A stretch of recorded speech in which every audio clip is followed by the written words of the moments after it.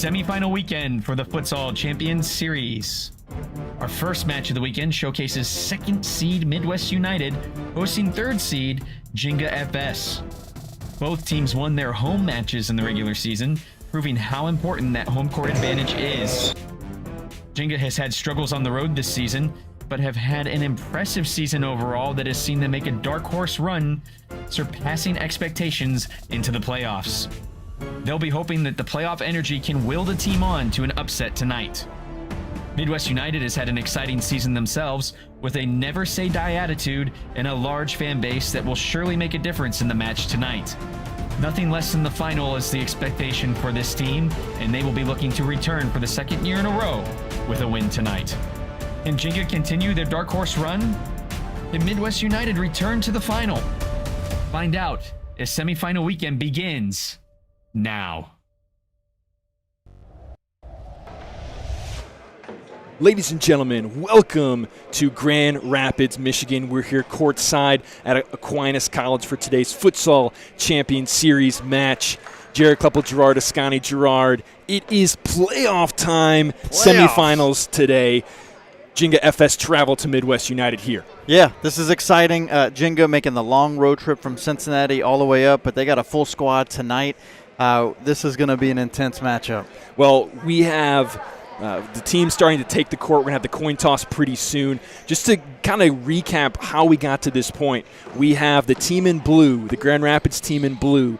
They've been flying under the radar for much of the year, doing what needs to be done, right, to get a home court playoff game, but they've been a little bit overshadowed by the undefeated red team in Grand Rapids. It's tough not to be when you play in the same city as arguably one of the best teams in the country. And so Grand Rapids Olay has really demonstrated a high level of excellence all season. But Midwest United has been right there, and they started off the first game of the season really hot, playing Grand Rapids Olay tight. And really the only major blemish for Midwest United all season was the rematch against Grand Rapids Olay, where they really disappointed in that matchup. But last time they played Jinga, it was a solid outing for them. They scored on the same home court 8 goals, and they held Jinga to only 4. So let's see if we expect some more of the same tonight. And Midwest United, they do have a little bit of unfinished business. If you're familiar with the FCS, this is a team that made it to the final last year but did not come out with the W. So they are on a journey and a mission to try to get back to that final. Yeah, and one of the things that they have a legacy in the FCS, so they actually came from Migos, and Migos is a team that regularly was in the final, has actually won a title before as well. So they have a long-standing track record of high performance in the FCS. And on the other side, the visitors in the yellow, the gold yellow coming from Cincinnati, the long drive, they are – it's a bit of a surprise to see them in this position. I mean, not many people would have said at the beginning of the year that Jinga FS was going to be one of the 4 playoff teams. No, and one of the things that we've talked to Satoru, for anybody that watched the third half, we had Giuliano Campos on, and one of the things that he shared was that a lot of these players, this is their first year playing futsal. And so truly remarkable effort from Jinga FS to actually not only come into the league new to futsal, but to actually really put their mark on the FCS and that they belong here. And they are going to try to make a really big step. I mean, how big of a step would it be? When we heard from Giuliano Campos, he said their goal from the beginning of the season was to take the next step. If the next step was not only making the playoffs, but making it to the final, Gerard, what would that mean to this club? That would mean a lot. One of the biggest challenges for Jinga has been player availability throughout the season because of the travel, and making it to the finals would just be another way for them to show how meaningful these games are and how meaningful this experience is. And it really gives them a platform to shine. We have so many of these players, when I think about your favorite name in the league, Shota Takabatake, he's new to futsal as well. And so he's a new player. He actually just started with Jinga in January. And to see him have the impact that he's had in such a short time, that's what we need to see more of out of Cincinnati. Another key thing challenge that Jinga's going to have to overcome is they have looked like a different team on the road versus at home.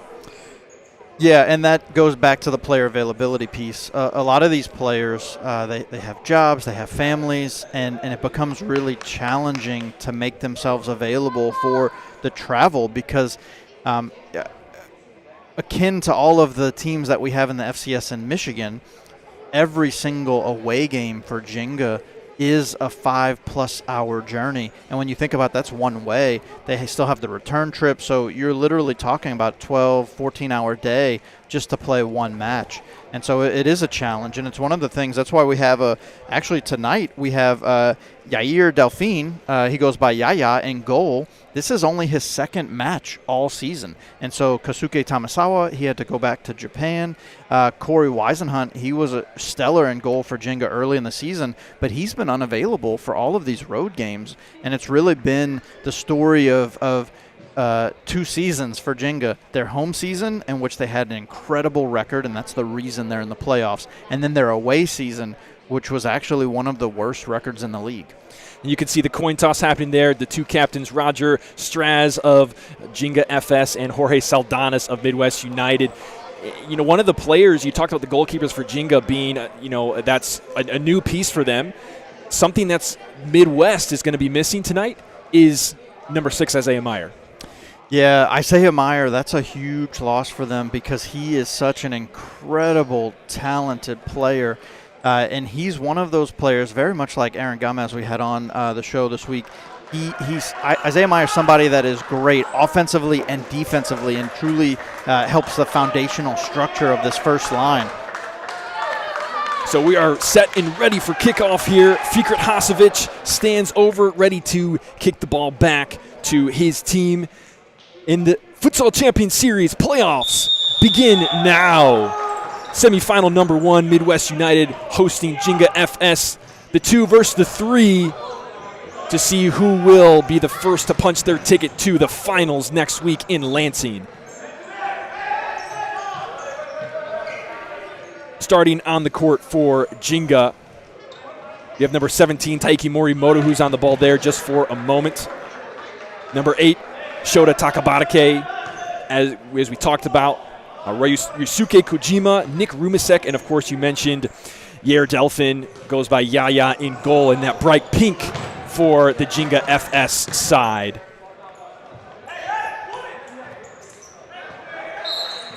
Rumisek's going to draw a foul early. A little bit of talking between him and I think that's Alan Lemus. Alan Lemus, number 2 for Midwest United, taking the spot of Isaiah Meyer in the starting lineup. We'll see how he fills those shoes. He has certainly been a factor for them all year long, as Hasovic is going to take the first chance of the game. Doesn't go anywhere dangerous, though. You know, it's one of the things that when I talk to Jorge Saldanas preparing for this game is they want to look to take those shots early and often. As soon as they create any space, they want to just launch it. Midwest United with the first corner. Anthony Leon's going to put that one way over. Alongside him and Alan Lemus, starting for Midwest United, Fikret Hasovic, number 10, the standout pivot, one of the best in the FCS. Of course, Daniel De Leon, we've loved his play all year long, and in net, the cool black, all-black kit, Jose Vicario. He's been solid for Midwest United all year. Yeah, Jose Vicario, clearly one of the best goalies in the league. And that one did get under his hand, but on the far post, Taiki Morimoto not as high up as he could have been, as we see Jenga make their first substitutions. Wes Rasdorf, Roger Straz, and Giuliani Campos. And we're going to see Satoru Matsushima finish out that line. So Jenga's second line, they are running 2 completely different lines. Completely different players, made up of completely different players, at least for the time being. Yeah, it is something that we see often for Jenga, just the 2 lines. One of the things, we'll see it as we go on in this night, but Midwest United has roughly 3 lines of players, so we'll see if we see a structured 3-line setup for them. Little play on the kick-in for Jenga, blocked by the defense of the Blue Grand Rapids guys.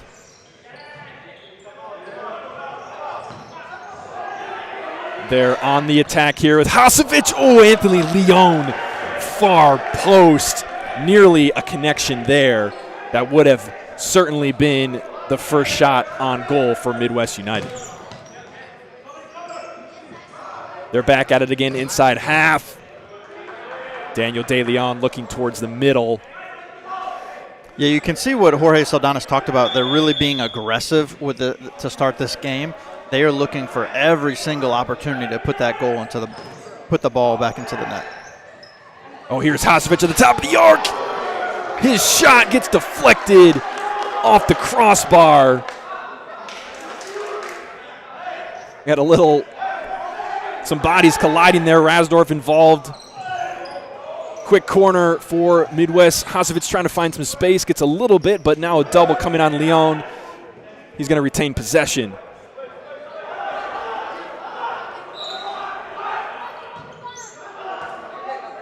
Gerard already seen a little bit of chippiness, and I think you could chalk it up to say it's the playoff energy coming out right now. Oh, yeah, you can feel it. Jenga came to play. They're not backing down, and, Midwest United always shows up every match. This is the semifinal. It is a win or go home, and the winner goes to the finals next week. Roger Straz, a slide tackle from Alan Lemus from behind. Will he be cautioned here? Straz on the ground. We take another look at that. Yeah, he kind of came in from the side. No caution warranted. It looked like a clean tackle, but with the angle that he coming in from the side, it could be potentially perceived as a dangerous play. So, whether or not we call the foul, that's 50-50. But I like not giving a caution right there because Alan Lemus did get the ball on that play. So here's a shot near the top of the arc. Giuliani Campos. His strike will take a deflection, and it will be essentially a corner for Jinga.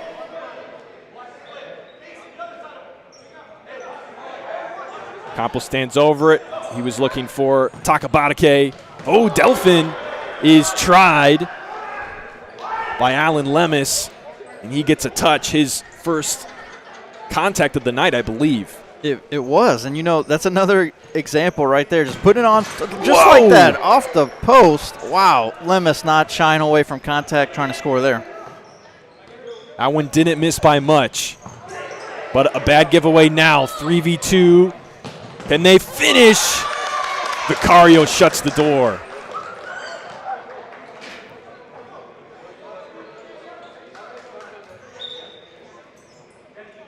Take a look at that shot that just happened from Alan Lemus.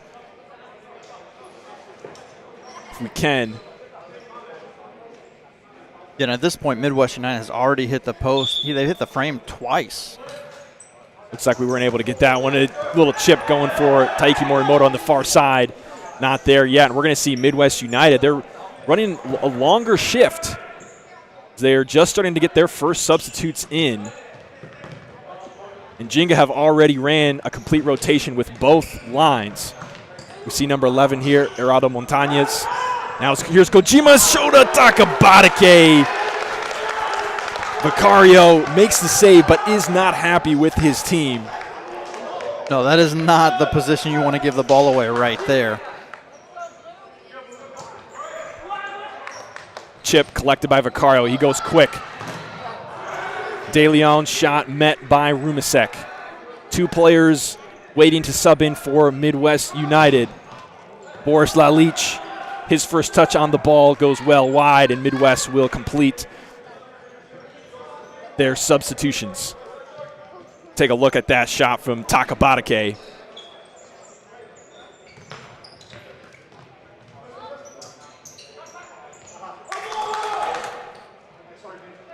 Yeah, Takabatake is going to be wishing he could have had that shot back. For him not to finish that one in the position he was in, he's going to be thinking about that all night.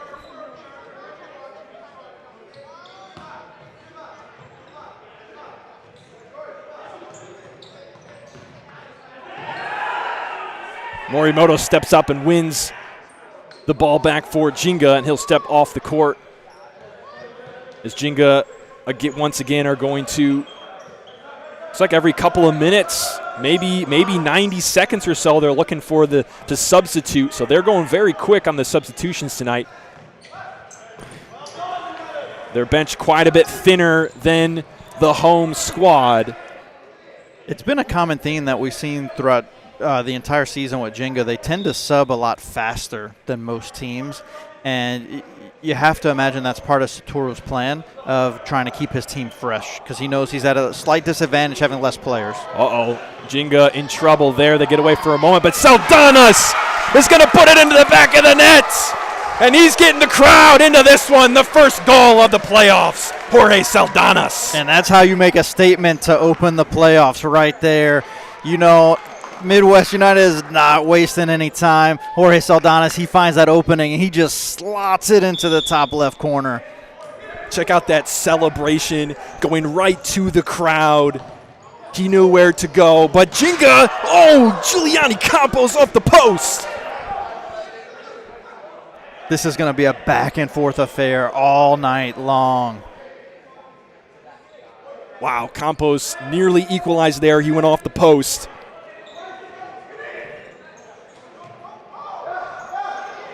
Seeing a little bit of physicality from number 57, Wes Rasdorf of Jenga. Keep an eye on that as the game goes on. He's been involved in you may not even really be able to call it a scuffle at that point, but it's been a few different players that he's had some words with, and just keep an eye on that. We might see if that's a shadow of what's to come. Here's Saldanas again. Delphin has to step up, but a header to finish it off. Number 11, Gerardo Montañez doubles the lead.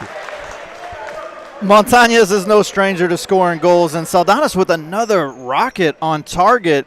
Yaya Delfin makes a great save, but just is able to pop it up top, and Montañez comes in with a header. What a slick way to finish it.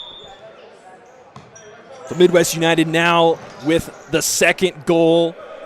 Jenga FS, the road team, looking up at a two-goal deficit here early in the first half. Jenga bench wanted a foul there. They're not going to get one. Here's Roger Straz working with Morimoto. He loses it. Trying to win it back, and he does win a kick-in. Rumasek tries a long one, no worry for Vicario. A diagonal. He's looking for Boris Lalich. Lalich is going to keep the attack in the offensive zone for Midwest. Yeah, you can see Midwest philosophy showing up consistently here. They're just taking every possible shot on goal as we get another one right there from Saldanas. Yeah, in goal. Turns that one aside. He's already faced some tough ones, and here's another one. Just enough done on the defensive side for Roger Straz to slow that attack down, and Jenga will start their attack from their own zone. Here comes Straz. Vicario, how did he keep that one under himself? Well, Vicario's not one to shy away from the flexibility contest, and right there he had to put that on full display. Little tug of the player by Morimoto. Going to result in Jenga's second foul. Free kick in the defending half for Midwest United.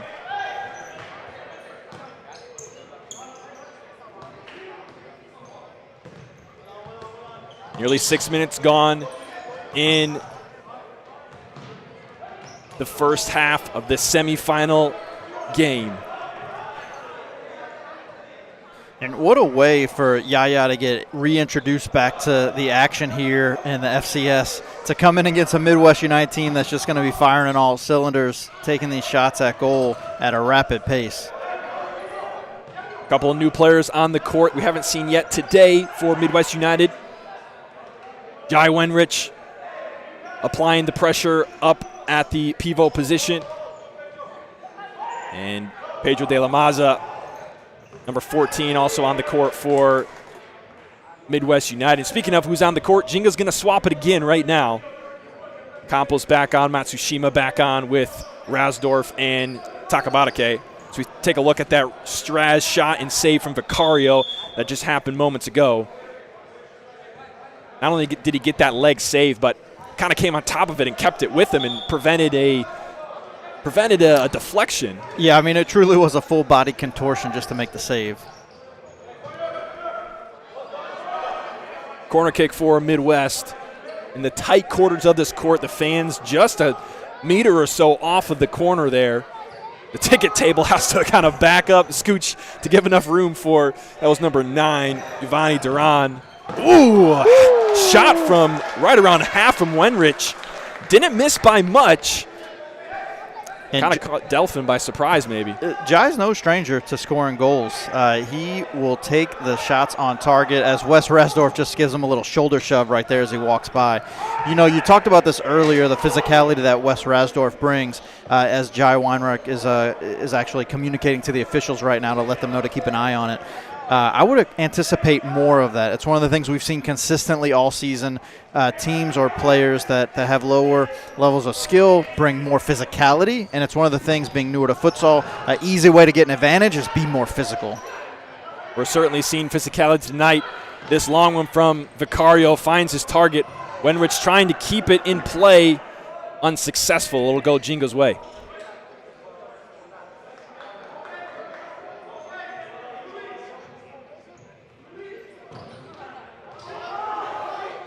This one up to Campos. His shot's going to be deflected by Daniel De Leon. I haven't said his name too much yet today, Gerard, but we expect to see him have a heavy impact on the game. Yeah, he always does, so even if he hasn't had the impact or we said his name much as of yet, he's somebody that will always have an impact on the game.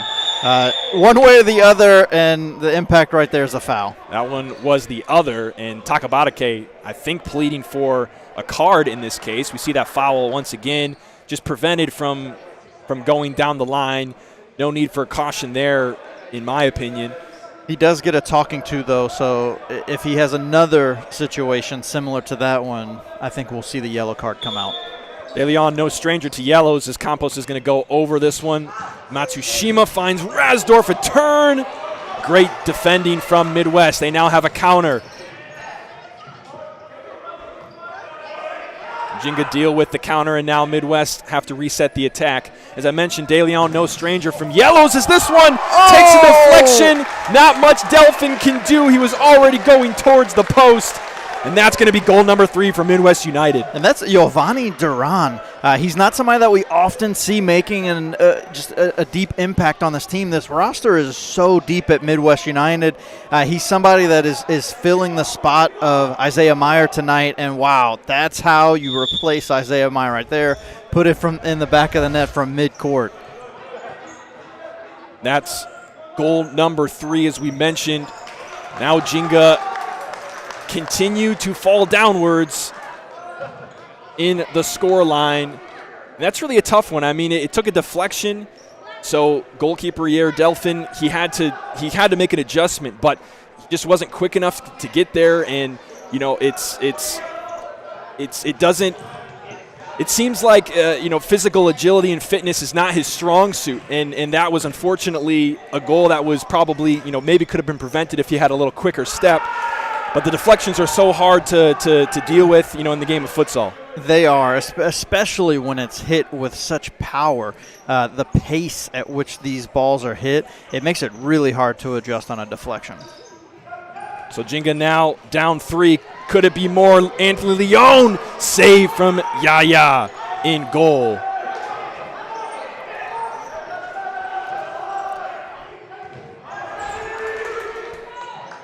Now here comes De Leon, 3-on-2 for Midwest. And it's going to be goal number 4. Anthony Leon piling it on for Midwest. Yeah, and Anthony Leon, somebody that we've talked about consistently as being a truly dependable player both ways. And right there, he just shows that aggressive mentality. He gets a little space, and he's able to beat Yaya near post. That is some skillful placement right there. The hole for Jinga keeps getting deeper. Only 9 minutes, not even 9 minutes have gone by yet. Yeah, and this was one of the strategies coming in for Midwest United. They wanted to put that pressure because consistently throughout the season, Jenga's been a team that has been defensively strong and offensively not the most creative on ball and creating goals and opportunities. So if they got some of these early goals as Wes Rasdorf just isn't able to come through before Vicario can whip that away. Their goal was to get some early goals and put that pressure on Jenga. Oh, and there's Jinga putting some pressure of their own with a shot from Shota Takabatake, saved by Vicario. They're going to earn themselves a corner. Ball comes into the middle, whistle from the ref. He was resetting the goal. Fortunately for Jinga, they were about to give that one up, and Hasovich was going to go the other way on a counter. Takabatake jumps over that one. Rasdorf looking for the near post and goes wide. You know, it's good to see some creativity out of Jenga. They had a nice little run play there. Midwest United almost got caught off guard, but Jose Vicario was able to be in the right place to shut down that angle for Wes Rasdorf.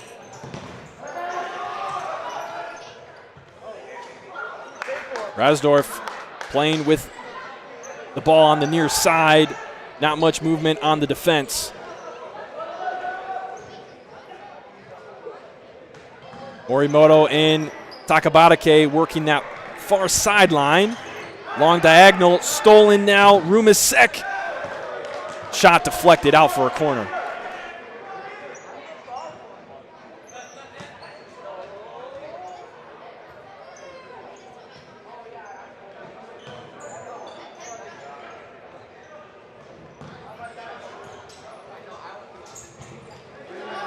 Player down for Jinga, no call.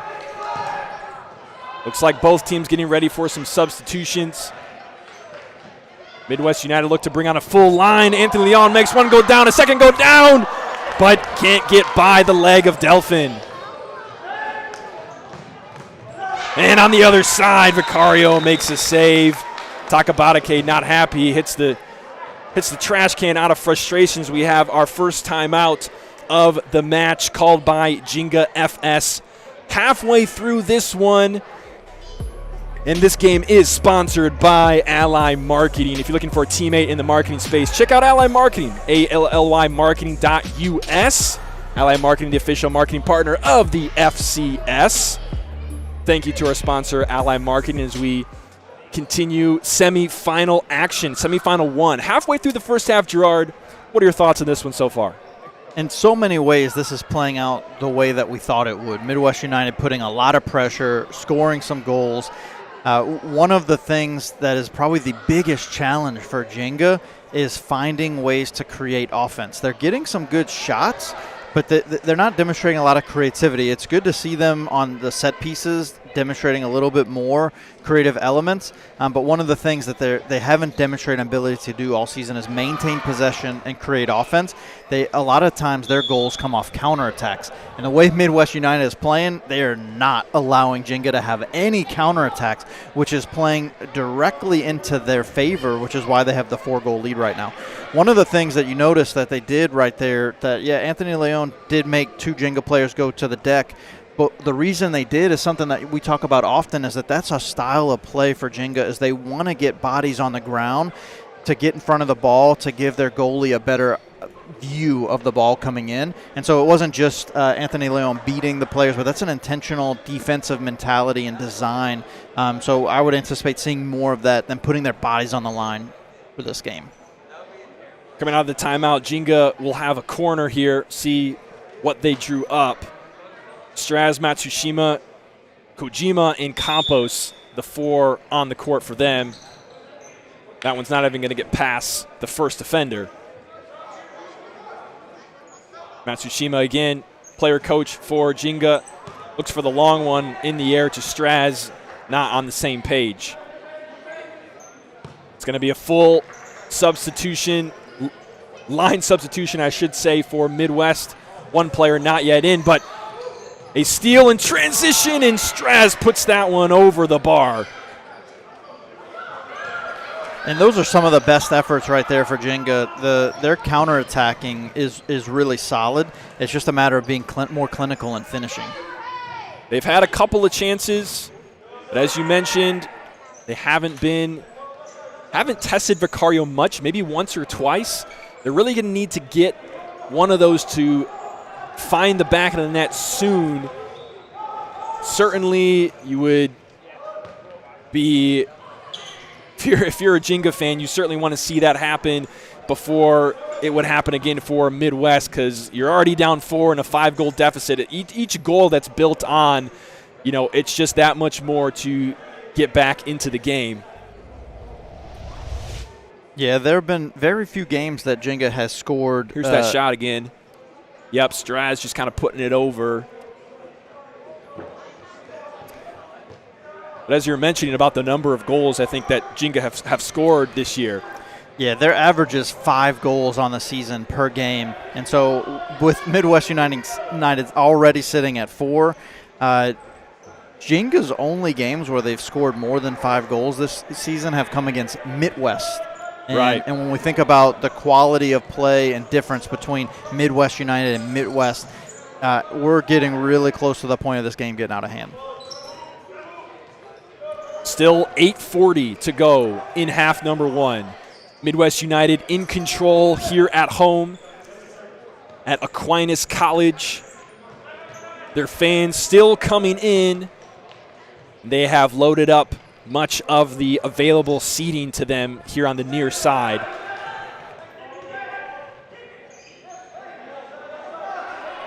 If you missed the first goal of the match, you would have seen Jorge Saldanas after he broke open the scoring, giving his home team the 1-0 advantage, turns to the crowd and flexes and yells at them and just really gets them into it. And since then, it's been all Midwest. Yeah, and that was such a pivotal moment for this team because, like you said earlier in the stream, this game has so much meaning for Midwest United. They want to get back to the title game. They were disappointed with the way last season ended, and they want to reset their mark on the FCS.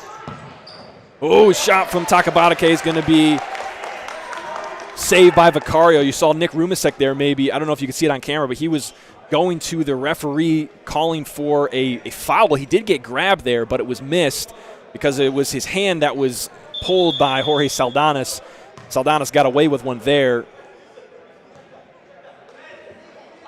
We have what's essentially a corner, or is it a corner? Whatever happened. It looks like that's what's happening is the referee's telling him to put it on the mark for the corner. Little chip coming in, defended well. Didn't know where it was at. It was number 11, Heraldo Montañez.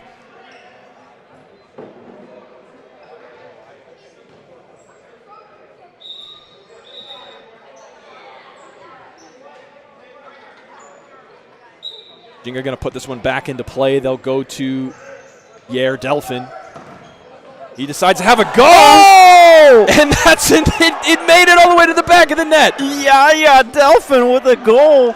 It's not often in futsal that you see the goalie score, and this is a 3/4 court shot from Delphin. Wow, we talked about the deflection earlier. There's a slight deflection right there, and Vicario's not prepared for that at all.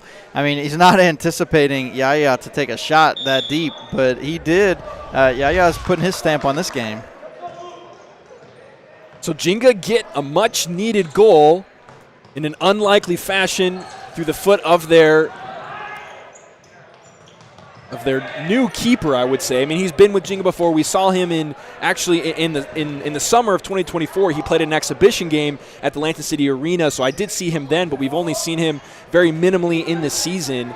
And he played one game this season, but he did get hurt. And so between him getting hurt and then Kosuke Tamisawa coming in from Japan, there really wasn't a lot of minutes to go around. And so, now he's getting his chance to shine again.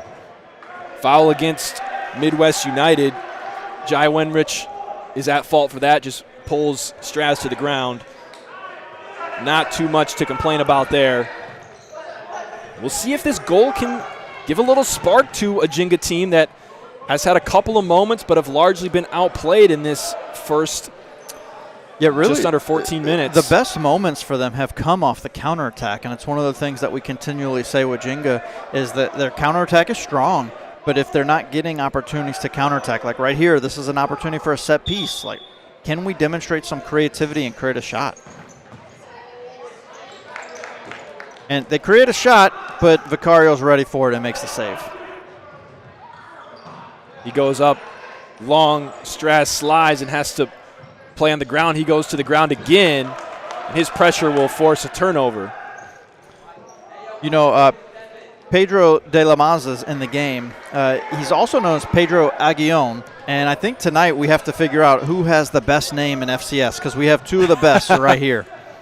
Aguillon and Takabatake, two of my favorite to say, and here's another one, Hasovic. Oh, is it put in? No, off the post. That was Jai Wenrich, who tried to get on the other end of Hasovic. The pass from Hasovic. It is not often you see a miss at the back post like that. Jai's going to be kicking himself for not putting that one in the back of the net. And we got some action here between, it looks like Wes Rasdorf and Giovanni Duran. They're pushing and shoving.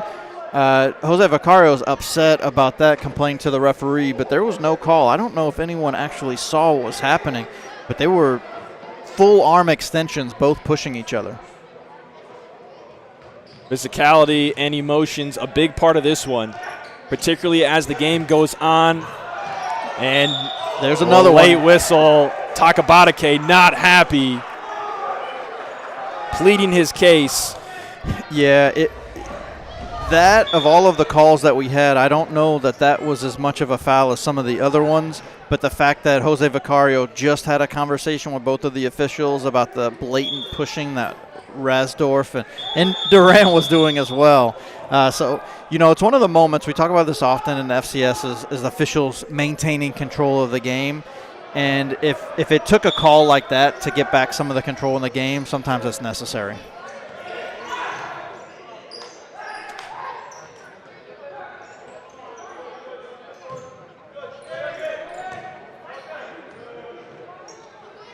Now Midwest trying to find a way forward. They have a kick in now. One player runs over. Weinrich will take it and ball off the ceiling. We're going to have a kick in for Midwest near half. And, you know, one of the storylines, we didn't really talk about it much coming into this game, but Jenga is the league leader in fouls. So they're not afraid of physicality. And Midwest United has a plethora of players with an immense amount of yellow cards, including Daniel De Leon, who's leading the league in yellow cards. So both of these teams draw the ire of the officials quite often. Jenga with the takeaway, a 3v1. Two defenders get back, and Hasovic closes the door. He's getting grabbed. That's going to be a caution for Shota Takabatake, the first of the match.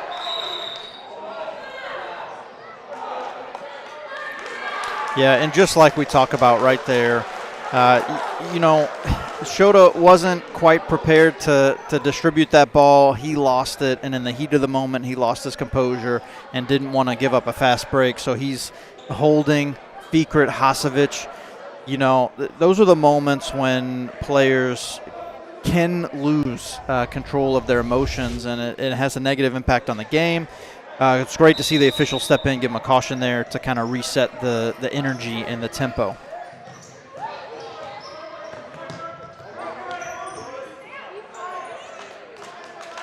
This game has certainly not been void of physicality.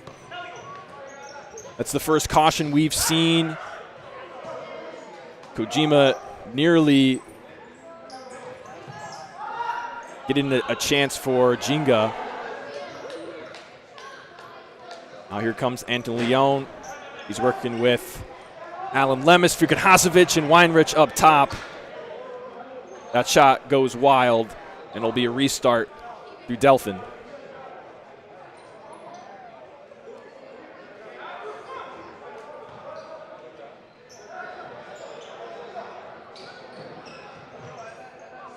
Little chip from Straz. Not on the same page with Taiki Morimoto. Vicario's going to go long. A little flick. How about that one from Chai Wenrich? Between the legs of Delphin. So the interesting aspect of this play, that's not the first time that Vicario and Weinrich have hooked up for a shot like that. What a great pass. That distribution was on point. Oh, my. And Jai knew exactly how to put the right pressure on that ball to head that in. And, you know, it's always nice to get a nutmeg on a header.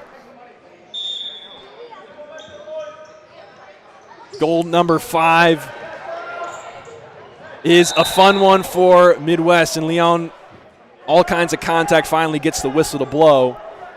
And is that the 4th foul or the 5th? I didn't see if we put it up there. It must only be 4. No signal from the referees. And Erado Montañez is just going to have to, his 4 count was almost expiring. He just had to put something into play.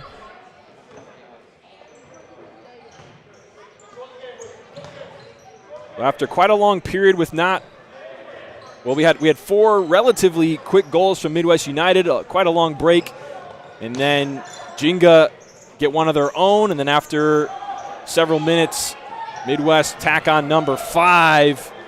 Hasovic was looking for Lemus there. They couldn't connect, and Hasovic is going to have to head this one out of bounds. The ball across the court into the middle, deflected by Alan Lemus. Yeah, and after that pass from Hasovic, Rasdorf was chirping in Hasovic's ears, and the referee was not having it, so he came on.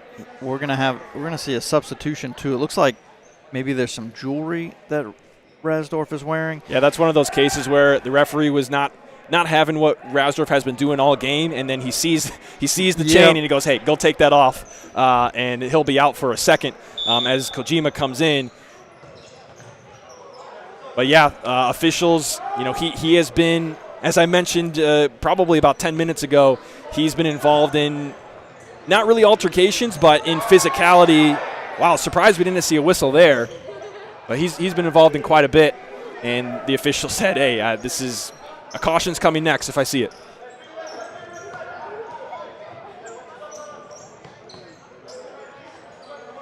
Now Jinga in building out of the back. We actually haven't seen much of that from them today. No, and we've talked about that with their opportunities with creativity. It's not their strong suit, and it's one of the things that Satoru worked on. He said he's continuing to work on in practice is getting them to better understand how to maintain possession, how to move without the ball. And for a lot of players being new to futsal, that's a new skill to learn. Oh, this one finds the back of the net. Oh, did Straz get a piece of it? It looks like it was Hasovic with the own goal there. Yeah, it was. Let's see that on the replay. Coming inside, and Hasovic, yep. So he finds the back of the net, but it was the wrong one, and it's going to double Jinga's scoreline. Yeah, and it's one of the things for Jinga. They just need to continue to apply pressure, put the ball in a dangerous spot, and you might get lucky and find the back of the net. Used to have a very intelligent soccer coach, and he would say defenders running back towards goal are just more attackers. And in futsal, it's much the same. And the deflection comes off Hasovic, and Jinga have cut the lead to 3. You know, if I'm Jinga and the scoreline is 5-2 going into half, I am optimistic. I'm really not that upset based on how this first half has gone. Yeah, based on how the first half has gone. The fact is, though, both of those goals came on chance luck opportunities. They weren't solid plays that were developed and created. You know, we had a 3/4 court shot and then an own goal. And so to anticipate or expect to get more, you know, take the 3-goal down at halftime and hope to come back in the second with a better chance. Midwest seeking to create a larger deficit. Rumasek on the far side with De Leon. De Leon keeps it in. Looks like he's trying to draw a foul. He's not getting one. Referee's not blowing the whistle for that 5th foul. We've seen several, in my opinion, several opportunities that would have matched an earlier called foul, and they're swallowing their whistle for foul number 5. Yeah, for whatever reason, they don't want to call the foul, and it's just going to encourage Rumasek to get even worse. the play between Rumasek and De Leon is getting to really the 11th degree at this point. One thing you really have to keep in mind when it comes to play like this is, there's oftentimes things you can do as a player that is physical and annoying, but it's not obvious. And sometimes the things that you see, we see up here are the things that are more obvious. There's no call on that one. We see Takabatake trying to get by Montañez, no call there. And here is a 1v keeper. Delphin comes up big. Yeah, Gio Campos hits the ground. Gio is incensed right now, and it looks like Midwest United is about to call a timeout as they get their 5th foul. No one in Midwest United is happy right now. De Leon is risking getting getting a yellow card here. That whole last play, that build-up that was happening, De Leon was on the ground. Gio was yelling. It looked like Shota Takabatake fouled. I think it was Gerardo Montañez. Who just got that yellow? Was that Vicario or De Leon? Did you see? De Leon. That was De Leon. De Leon did just pick up a yellow. Yeah, this is the moment. We talk about this with composure all the time. The calls are not going Midwest United's way right now. I mean, there was 5 or 6 calls in rapid-fire succession that they did not get. And how do you maintain your composure through that? And I don't know. And that's not uncommon for De Leon, as we have Rumasek going to take a shot. It's in the back of the net. Rasdorf and Vicario getting into it. Jinga get another one. Do we have that one on replay? We do. Let's see. Just kind of Rasdorf pushed him in the back, and so these are the moments where you don't want the officials to play a part in the game, but if you miss contact being made on the goalie that's preventing him from making a save, like that is a foul. There's no question about that. That has to be called. Vicario's incensed that it wasn't. Rasdorf's pointing in his face because he didn't get it. Jorge Saldanas is putting a shoulder shove into Juliana Campos' chest. It's wild out here. This game quickly getting out of control. Referees need to do something to bring it under wraps. A lot of physicality that has gone on in the last just about 2 minutes. As we see another one, that shot. Rasdorf getting into it with Saldanas. Campos. Is Jinga going to get another one? They do! In the chaos. Number 4 for Jinga, and they have some words for the Midwest fans here as well. Well, at this point, Jinga's saying they don't need to create offense. They're just going to make goals out of nothing. And it looks like Rasdorf's going to get a yellow card right here. You know what?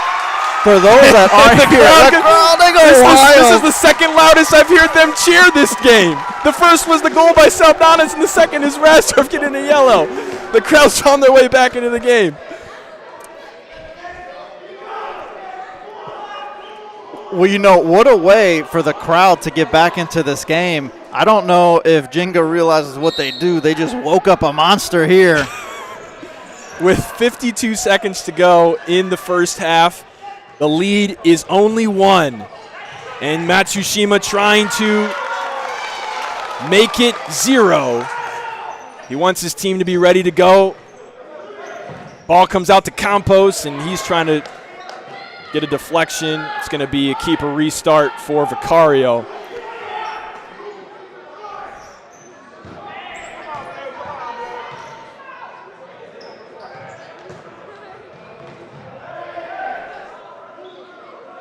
"29 seconds in half number 1.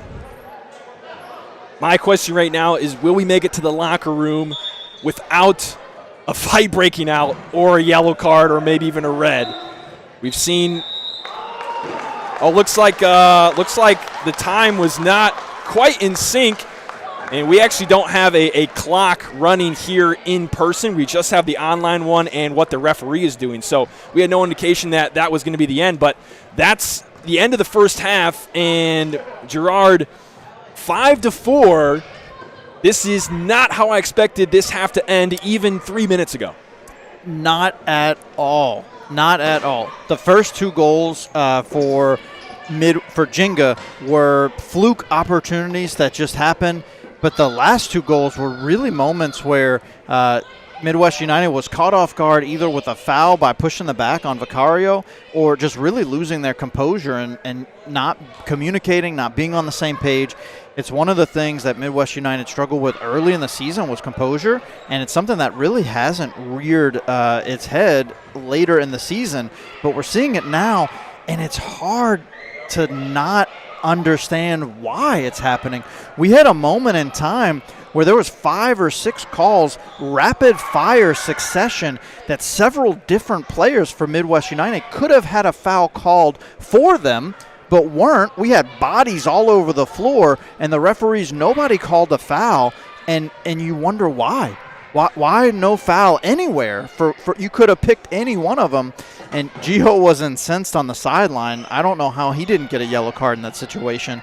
And so the conversation at halftime for Gio Garcia has to be, look, we got to reset. Have to reset and go back to how we played the first 5 minutes of the game, because we dominated this game. We should be up by 6 or 7 goals right now, and we're not. I might even say the first 15 minutes of the game. Really, yeah. There was those 2 goals you talked about from Jinga that were, that found the back of the net. And, of course, Midwest had one of their own that was a deflection. So those kinds of goals happen. But, just got done saying with about 3 minutes to go in the half that if you're Jinga, you're happy with a 5-2 result at the end of the half. They're going into the locker room 5-4. And the way that half ended really feels like it's anyone's game right now. It really is. And for Jenga, a team with inexperience in the game of futsal, if they can get a team on edge, that plays into their favor. So we are going into halftime. We got about 10 or 15, I think it's a 15-minute halftime. Both teams have an opportunity to talk it over in the locker room, and we're going to be back with some stats and halftime thoughts. And in the halftime break, before we come back, we're going to try to get a coach or 2 interview for you guys. We're going to send you to our sponsors. Thanks for tuning in to the Semifinal 1 of the FCS playoffs. Don't go anywhere.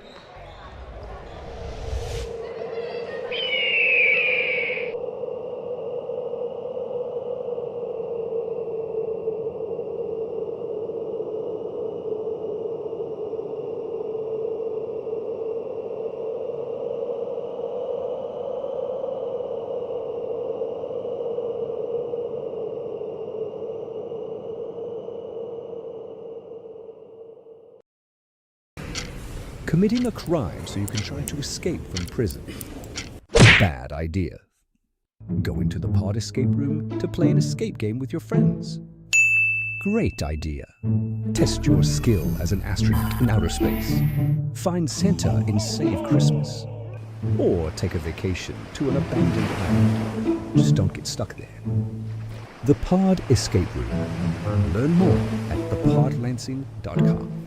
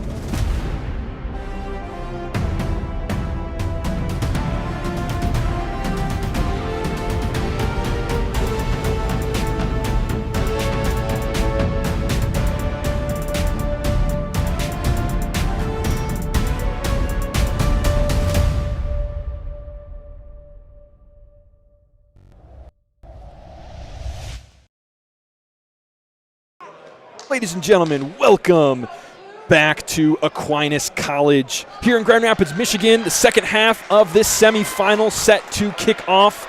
Midwest United and Jinga FS fighting for a spot in the Futsal Champions Series final.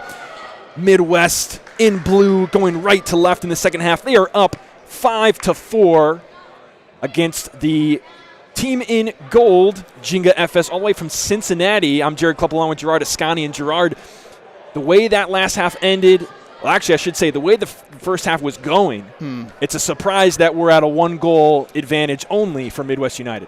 It sure is. As a fan, this is fantastic. We want to see the close games. We want to see the intensity. As a player, depends on what team you're on. If you're Jinga, you're ecstatic right now with how that first half played out. If you're Midwest United, you're furious because the game started out, they were in complete control, and things derailed quickly. And so one of the things that we saw at halftime was we saw a lot of conversations with the officials before Midwest United left the court and after when they came back out after halftime. There's just a lot of misunderstanding about why fouls are being called the way they are, why they're not being called.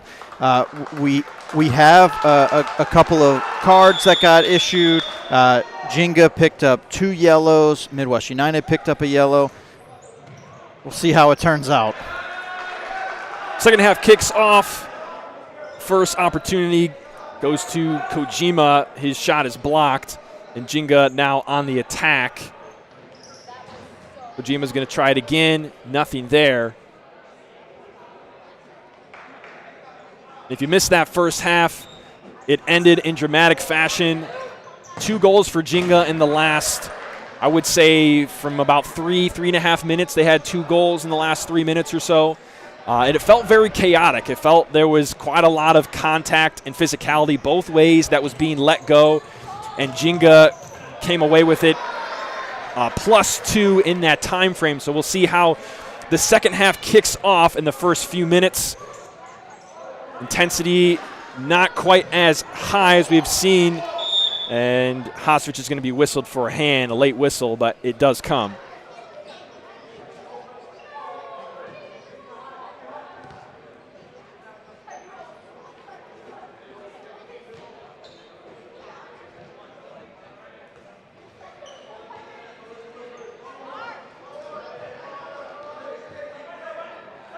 Jinga setting up to build out of the back. Midwest United not in high pressure. They are content.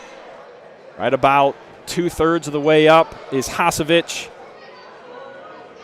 And Jinga also content, but they are the ones that are trailing. They're going to have to start going, and they do here.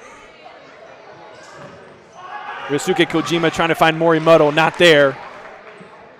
On the court for Jinga, along with Morimoto and Kojima, is Nick Rumisek and Shota Takabatake. Corsier Delphin in goal for Jinga. Kosuke Tamisawa, who played goal for Jinga much of the season, not available for today's match, nor the rest of the season. He is back in Japan. De Leon loses it. And Jinga with a 3v1. Vicario comes up with a big save. And that's the patented counterattack from Jinga, putting the pressure on Midwest United. Shota with a great opportunity there, just can't finish it. Vicario makes a fantastic save. Clinical from Vicario, cutting the angle off and using his legs in the split save. Now here come Midwest the other way, 2v2. De Leon and Hosevich. Rumisek is there. And he is going to get his way with that one. He thought it took a deflection, and it did, says the official. It's about 2 minutes into this one. We're seeing the first substitution for Jinga. Ball comes up to Rasdorf. He's looking for a turn and a strike.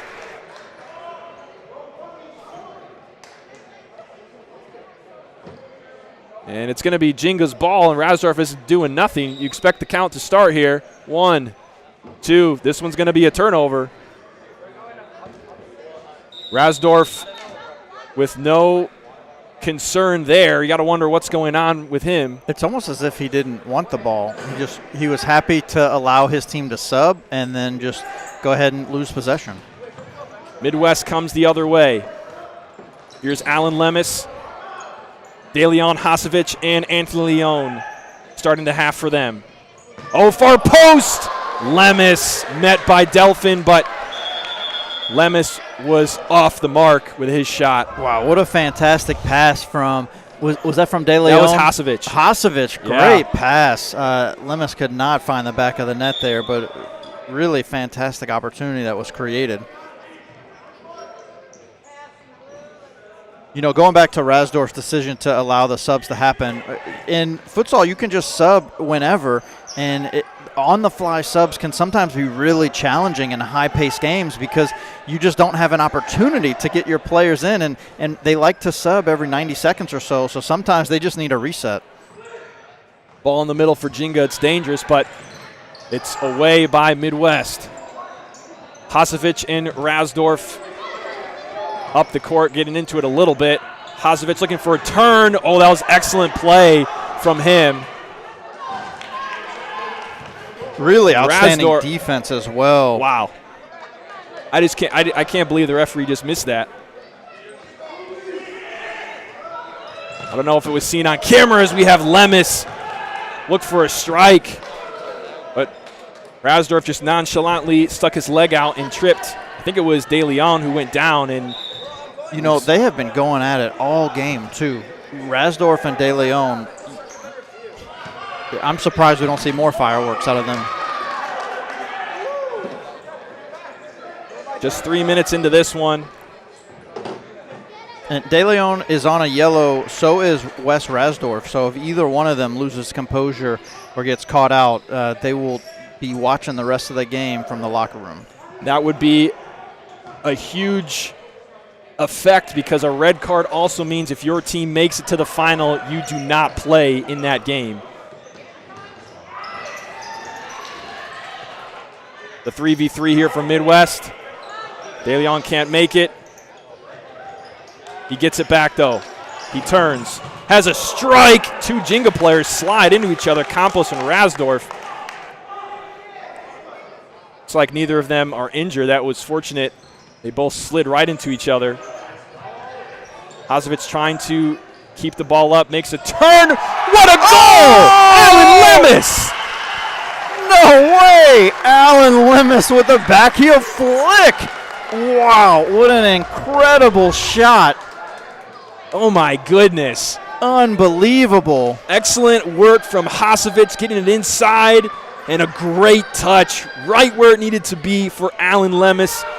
And he draws first blood of the second half for Midwest United. Their lead is now 2.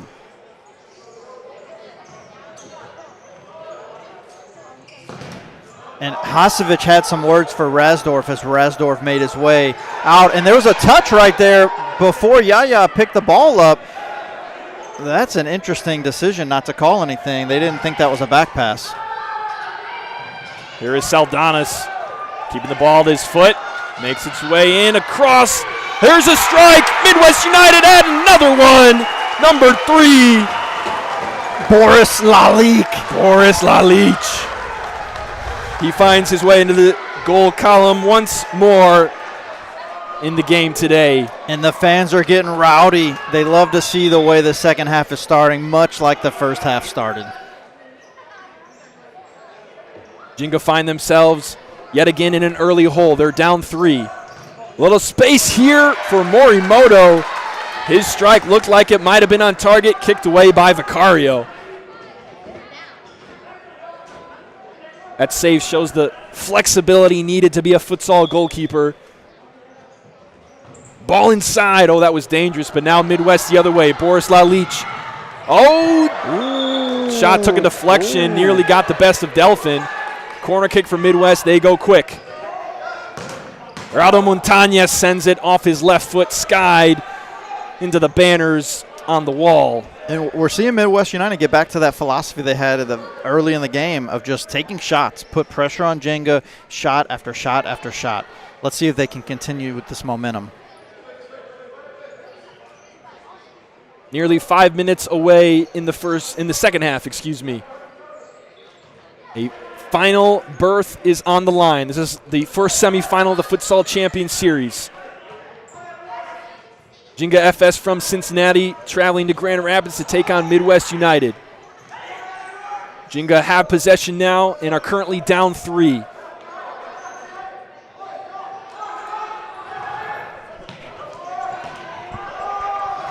This ball up the line. Doesn't connect with Kojima.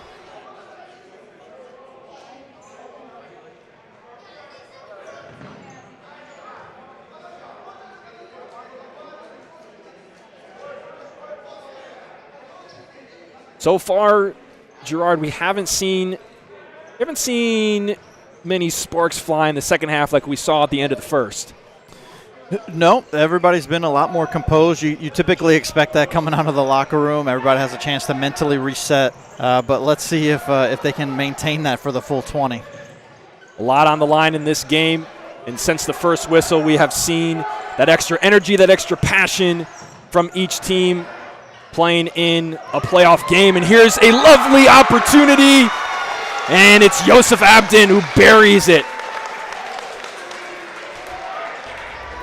Yeah, and that's a difficult giveaway right there. Rumasek was trying to maintain control of the ball and, trying to play out of the back, and he lost possession.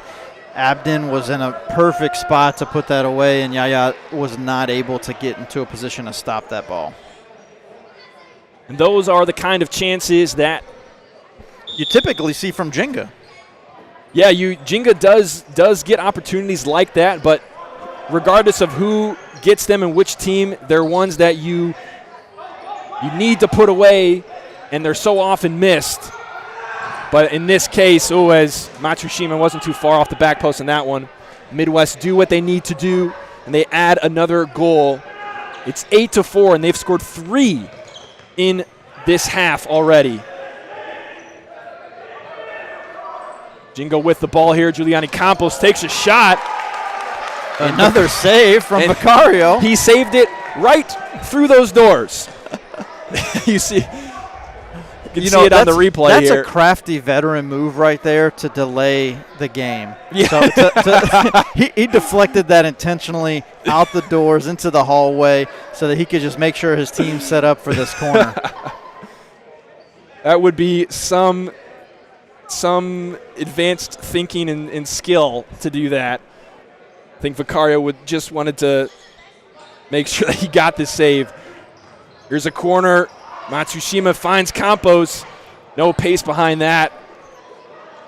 A lot of congestion there in the middle. It makes it difficult to really do anything for Jinga.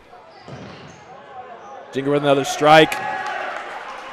And it's going to roll over the sideline? Oh, okay, it was already out, so it's a kick for Jinga. Matsushima will take it. Looks for Campos. Back to Matsushima. Straz was in the mix.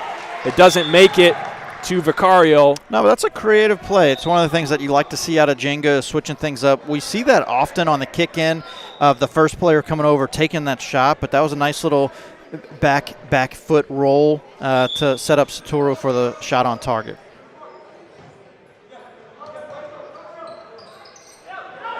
So now Jinga with 13 and a half to go, looking for something as Campos goes to the ground. No call, but no complaints from him. And a nice shove in the back from Straz there, no call. He's going to take a shot, it'll go wide. Vicario looks to play quick, he does. He finds Jai Wenrich. Oh, Wenrich slips. That didn't look too comfortable. And he's kind of grabbing Rasdorf there.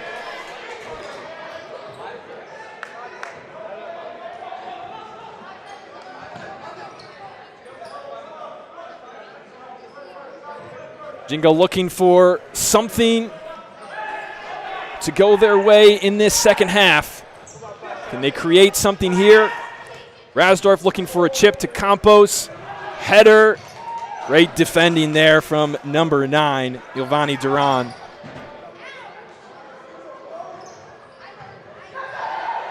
Now here's Wenrich looking for a diagonal and stopped by Rasdorf, deflection. The officials rule it, so goes to the hands of Delphin. And Midwest United, interesting, they haven't been high pressing this half. They've been comfortable just to let Jinga play with it as much as they want back there. And so far it's been working out for them.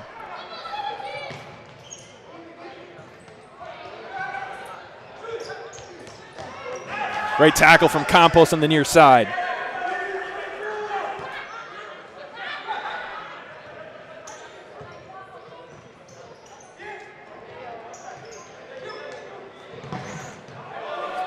You know, it's a tactical decision from Gio Garcia to not put the high press on, and it's one of the things we talked about a lot with really Jenga not demonstrating that creative element. By not high pressing, it really forces Jenga in a spot to actually create the offense as opposed to just beating the press. We haven't seen them do that much yet in this half. They've had very few chances on goal. A couple of times the ball getting into the middle near Vicario, but nothing to concern him too much. Anthony Leon back on the court for Midwest. You see Rumisek, Takabatake, Morimoto, and Rasdorf for Jinga. This one going for Rasdorf in the corner. He faces up with it. Finding Rumisek. And now here's Morimoto. And Jinga are going to get essentially what's a corner kick here. See all those fans gathered here. Oh, wow.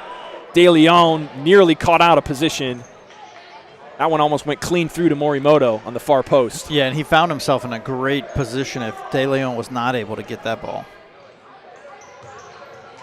Now Hasovic, just Rumisek to beat. He finds Leon.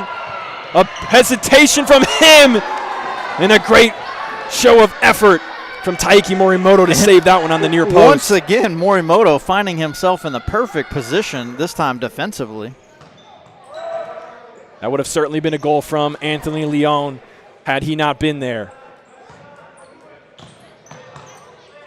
Starting four on the court for Midwest now. Here's Anthony Leon. Wow! His strike off the upright, nearly into the back of the net. Powerful shot rattling the goal.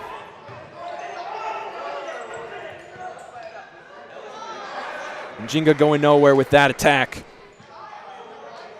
So we're halfway through the second half. Right now, Girard, Jinga is looking at a 4-goal deficit. They have to double up on the goals they currently have to get back and to tie this game without giving up any. What do they need to do to try to get back into this game as we see a whistle here? I was going to say they need to do what just happened right there. They need to increase their physicality. That's really what the difference was in the first half. When they were down by 4 goals, they increased the physicality. They made it really just a game of chaos, and that's how they were able to get back into it. They have 10 minutes to do it. They're increasing their press and physicality here, but Hasovic and De Leon get out. It's a 3v1. Rumisek getting back. Anthony Leon, save from Delphin, and a strike from Hasovic, also blocked. Rumisek goes down, and the whistle will blow. And it's a time where they actually don't want it. Jenga didn't want the foul call there because they wanted to play advantage. Shoda's having a conversation with the official right now. Why did you call that foul? And they had a 2-on-1 opportunity, and it looks like Shoda's going to get a yellow card or at least a firm talking to because he is frustrated.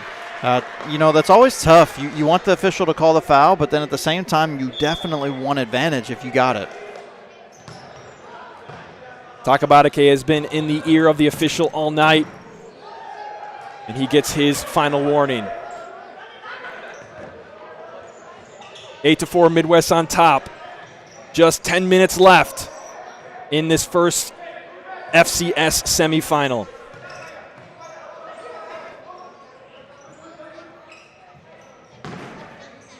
Shot from Rumisek takes the deflection. It'll be a corner for Jinga. Matsushima steps on the court. 2 more Jinga players waiting to substitute. Ball comes in the middle. It got through, and Kojima just couldn't get the touch on it. That one was a really good chance for them. Great opportunity. Fantastic positioning from Shota as far as placement for the ball, but Kojima just was not able to put that into the back of the net. Should have been an easy tap-in. That's one that you really can't miss if you're Jinga, being down 4 goals.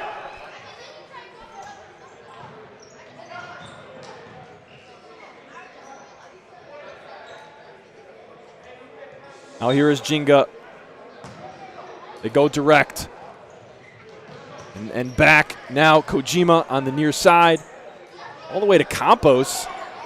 Risky ball through the middle. It made its way all the way there. 4 fresh set of legs getting ready to come on for Midwest United.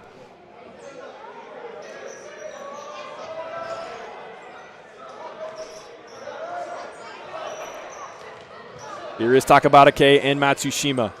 Now Campos looking down the line. Takabatake wasn't ready for it.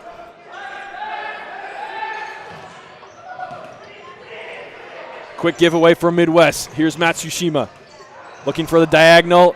It's thwarted by Hasevic. Hasevic escapes one. Now decides to turn around and possess.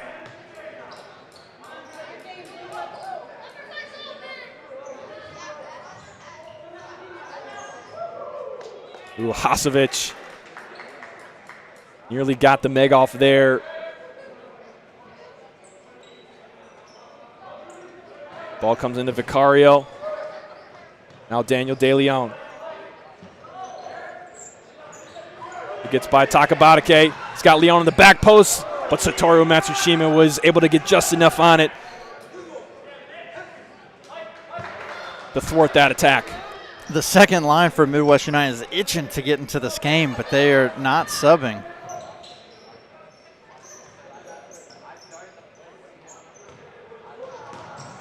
Matsushima steps up. Here's a good opportunity in transition. Vicario with the save. A follow-up from Matsushima. Not there.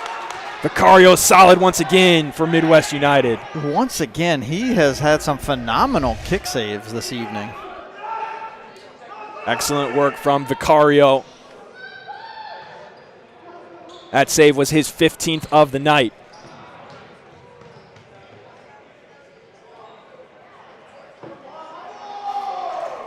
And the second line has made their way on. We've seen a full change of guard for Midwest United.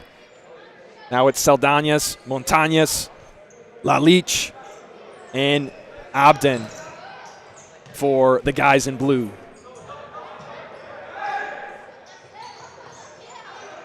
Little physical play on the near side. Campos wanted to foul, but now Rumisek takes it away. Waits a little too long, and his shot is blocked by Montañez. See what Jinga does here. They commonly have been putting this one into the mix. Instead, they go out, and a faulty kick in for Campos. And it's given away. Change of possession here.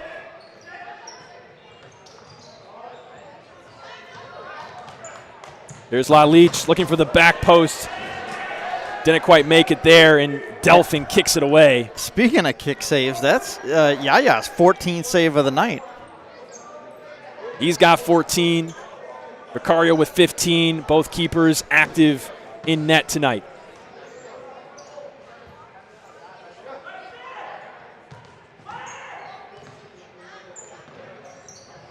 Saldañas turns. The pass not quite perfect enough to get it away from Straz. And now Rumisek hits the ground. He's looking for a foul. Referee was going to play advantage for a moment, but ball given away, so he's going to whistle it back. I believe that's going to be Midwest United's second foul.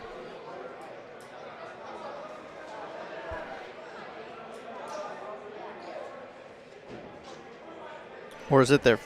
Oh, yes, second foul this half for Midwest United. So only 3 fouls this half, and the way the first half ended, it's a little bit of a surprise that we're only up to 3, although now it's saying, oh, save from Vicario. Campos was there in the back post. Campos trying to follow it back up. Abden is able to take it away. Now Rumisek, he's got Saldañas on him. The double comes. The double is too much. Currently on your screen it says Midwest has 3 fouls, and that is what we're seeing right now. So it looks like 3 fouls for Midwest this half, 4 in total between the two teams. And with 6:48 to go, and again, we do not have a live scoreboard here. It's just being kept by the officials, so we're not completely certain that the time is exact. Last half we were about 20 seconds off, so just keep that in mind as the game continues to dwindle down. And as we were talking right there, Wes Rasdorf had another talking to from the official, and you know, being that he's on a yellow, he has to be careful, but there's an exchange between him and Jorge Saldanas that the official did not like, and he gave Wes a little bit of a piece of his mind. Both teams going to need composure down the stretch. We've seen that affect futsal games time and time again in the FCS. Not just this year, but in years past. And really not just in the FCS, but in futsal, we've seen throughout America, composure is a huge deal, particularly as games get close and down to the wire. Both teams are going to need that. And we'll see how that plays out for the last 6 minutes. Jinga right now, well, actually, I should say Midwest content to leave Jinga up here. They're kind of backing down. Still playing man, but Rasdorf's shot, back post. And Rasdorf stays down, and going to be a whistle blown. I didn't quite see what happened there. I don't know if we have it on the replay. He's getting stretched out here. Well, it's good to see Vicario over there helping him stretch it out. We don't have a physical trainer here on site, so Vicario stepping in, demonstrating some of his crafty knowledge about how to stretch it out. It looks like it might be potentially cramps for Rasdorf. There wasn't really any contact on that last play. I know he was asking for a foul when he was down. Yeah, it looks like it was cramps. He's walking it out right now. You know, when you think about the creative plays, Rasdorf had some good off-the-ball movement to create an opportunity in that opening, and he almost caught Morimoto with the deflection, and that's really what Jinga needs. They need to create offense because right now this is the same scoreline the last time these two teams met at this location. The game finished 8-4. That's where we find ourselves again, and with only 5 minutes left, Jinga has to do something different because right now they find themselves in a deep hole, and if they don't do something different, their season's going to end on a sour note. Both teams' season on the line. Weinrich is going to draw the foul. Oh, great turn from Giovanni Duran. Ball comes all the way up to the stands. And Satoru with a display of emotion. Shouting with exuberance as he blocks that shot. The referee did not like the way that was put right into Duran's face, and so he got a little bit of talking to there. Faulty kick in. Referee's going to have a word with Jai Wenrich as he kind of tapped the ball on his way out. A warning, no card in that case. Certainly could have been a cautionable offense there. Here is Jinga trying to keep their season alive. Vicario shuts the door once again, and now Midwest trying to transition. Jinga keeps him in, but now it's a 3v1. Oh, the pass from Hasovic is just outside and behind Jai Wenrich. And we're seeing the physicality and chippiness from the first half come back out again. I would only anticipate it getting more intense over these last couple of minutes. And timeout, number 1 of the second half. Jinga takes it. They are currently down 4. They need to come up with something in order to claw their way back into this one. Just a reminder, You can catch all the Futsal Champions Series action, of course, here on YouTube. But also you can follow the Futsal Champions Series on Facebook and Instagram and the teams of the FCS as well. Feel free to hit that subscribe button if you'd like and follow the FCS and the teams of the FCS on social media. This one is a 4-goal advantage for Midwest United.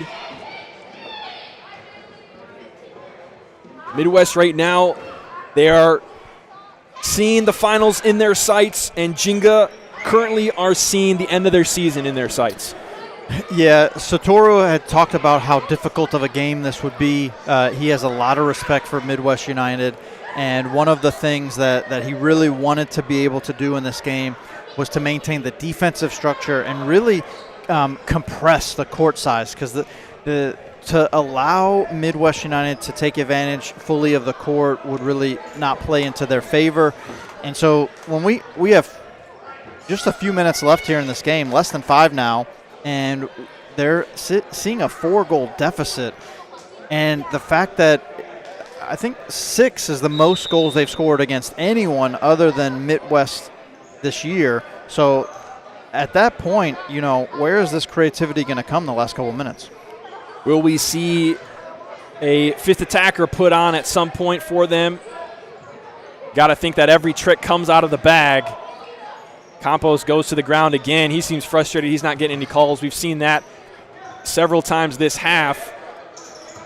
Most of the time it's happening after the play, and accumulated foul against Midwest.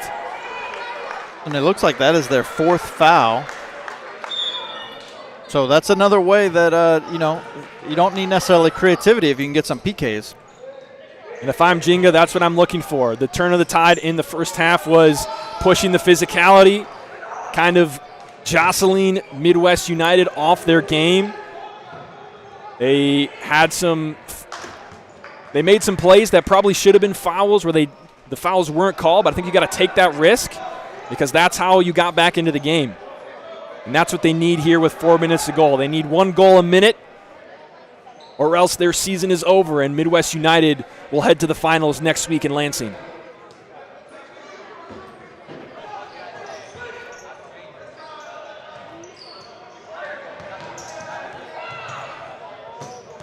Oh, Hasevich. Ooh, looking for the near post. It's not there.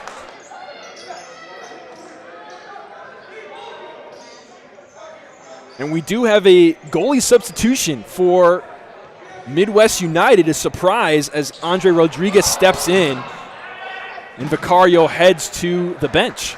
Yeah, it is a slight surprise. Andre Rodriguez, he has not got a lot of time in goal this year, but the time that he has got, he's done really well.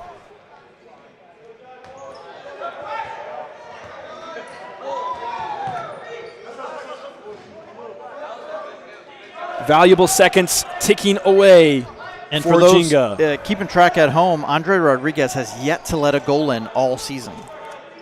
Now he is also not played in many games. He has not. He's only had about 44 minutes, which is 1 full game of action. But he has a clean sheet so far. Hasevich retains possession. Looks like he got grabbed there, but no call. He's facing up. Takabatake.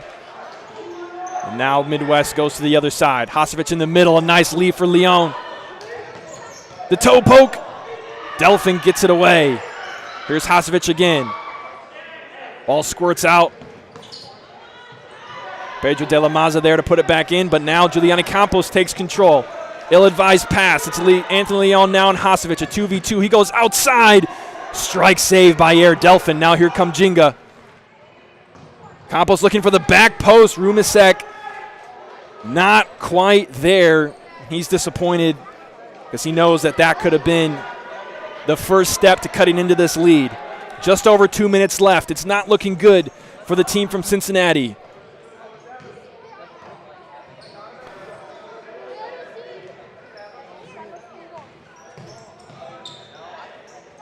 Al Lemus with a turn. Leon is going to find him again. Oh, he wasn't quite there. Surely that would have been the nail in the coffin. It surely would have. If you take a look now, even at Jenga's bench. Everybody's separated and dejected. It doesn't feel like they think that they can get back in this game as Rumasek kicks it out. Very interesting. I mean, we saw much more urgency at the end of the first half in the last few minutes than really we've seen all second half. And I expected them to kind of turn it on at some point with their season on the line. But instead, this is what we have seen. Midwest United with the ball at their feet. Here's Alan Lemus. Cutting inside, gets by one. The pass beats a second. Leon almost gets by Delphin. That would have been some shot to put in the back of the net. And it does look like they're ruling that there was a deflection on that. It did look like it went off the post as well. So a Midwest kick in. And with a minute and a half left, here's Hasevic. Oh, he wanted a handball. He doesn't get one. Leon was waiting on the other side of his pass.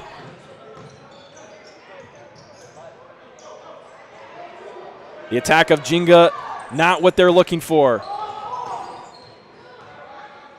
And with just over a minute to go, Jinga FS, their season all but over, and Midwest United all but having punched their ticket to the final.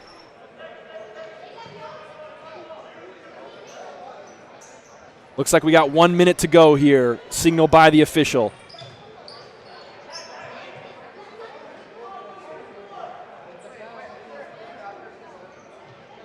This is definitely not how I expected the last few minutes to go, Gerard. It's feeling really anticlimactic for how this game has been. Yeah, it's one of those things when you think about how much intensity and energy is. Campos has a good shot on goal, but Rodriguez, fantastic save. You know, it just seems like they've exhausted or expended all of their energy at the end of the first half making that run, and they just never really recovered that level of intensity in the second half. Seconds slowly tick away. Another save from Rodriguez. Rumasek taking his strike at it. He's the leading shot taker of Jinga this season.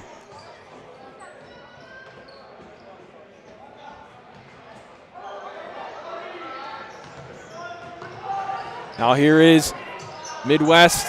Hasevic brings down Rumasek. He's going to get whistled for a foul, and that is 5 for Midwest. So we have 4 seconds on our clock. Somewhere in the area of that on the official's clock, we'll see when he chooses to blow the whistle. For now, Jinga still have some time. This one's going to go way over the head of Takabatake. Surely not many more touches on the ball yet, as Midwest just can hit this one long.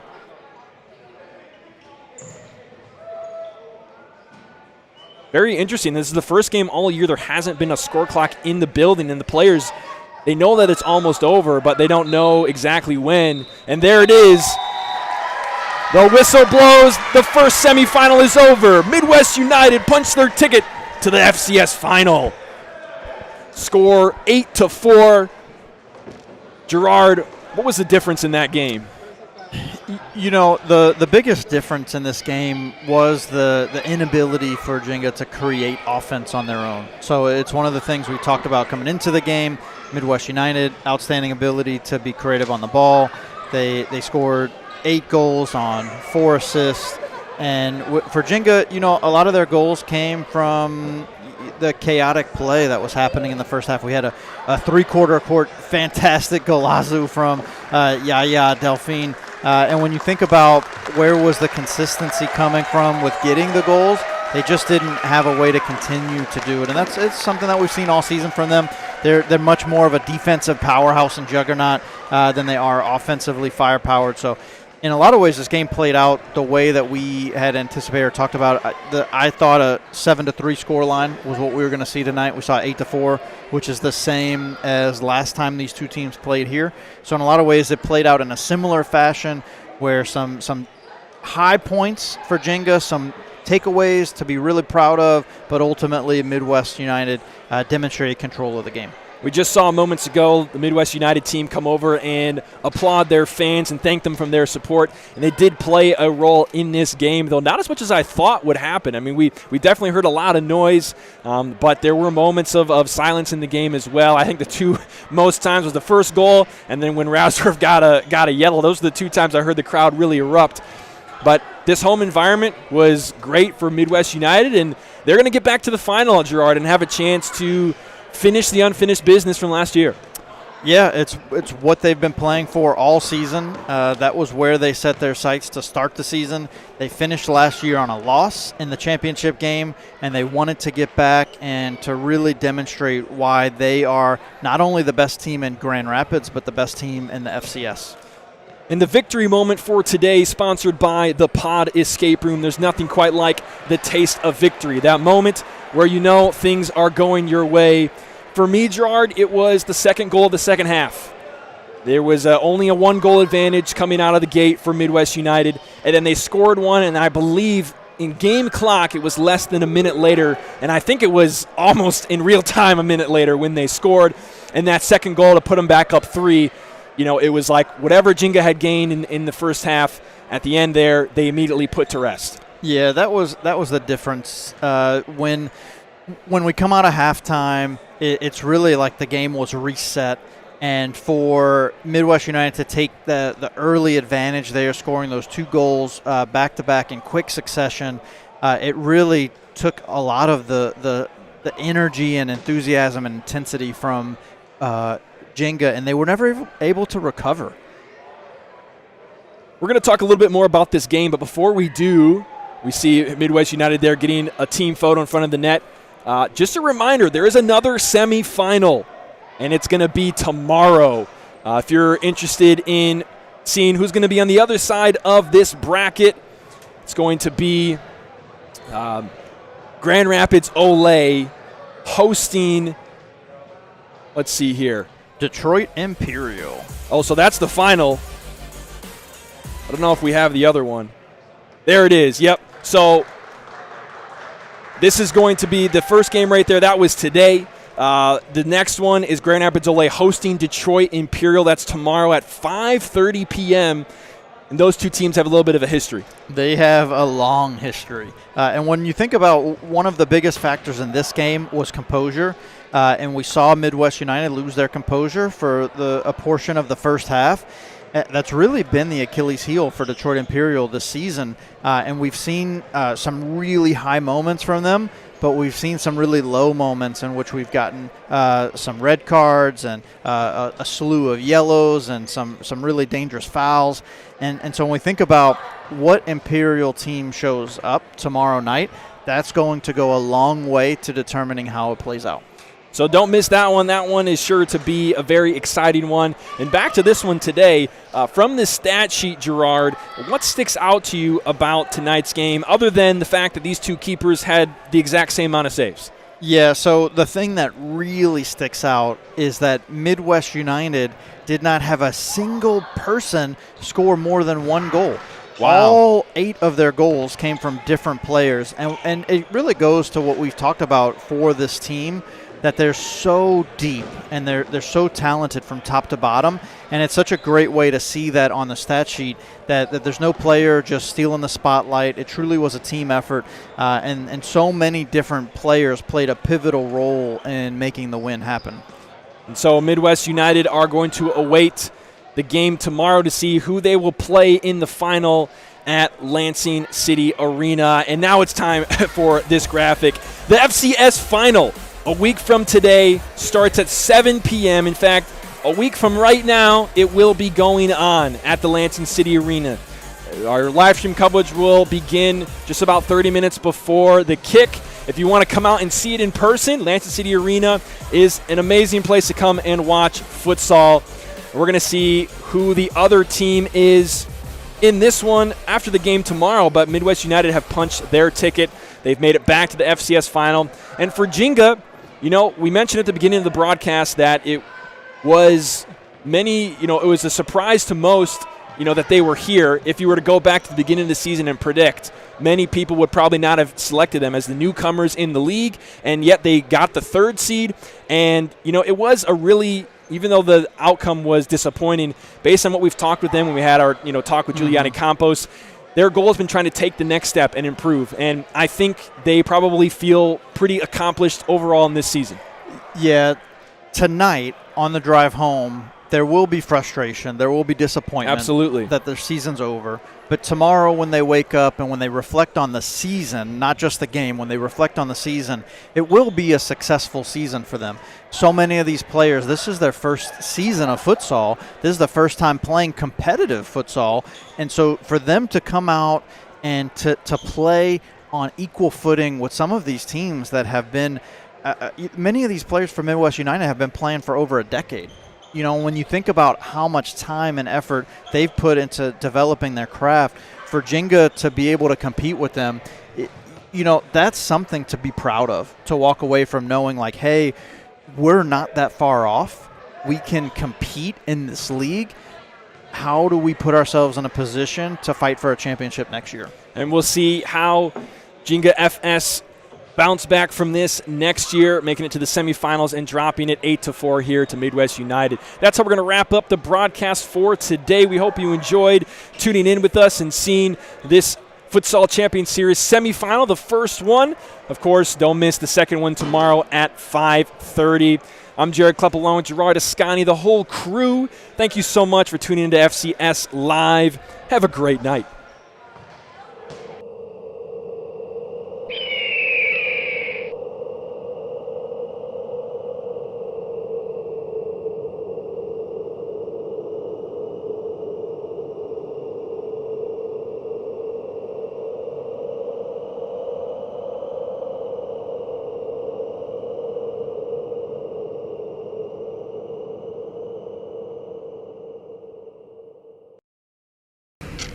Committing a crime so you can try to escape from prison. Bad idea. Go into the pod escape room to play an escape game with your friends. Great idea. Test your skill as an astronaut in outer space. Find Santa in Save Christmas. Or take a vacation to an abandoned island. Just don't get stuck there. The Pod Escape Room. Learn more at thepodlansing.com.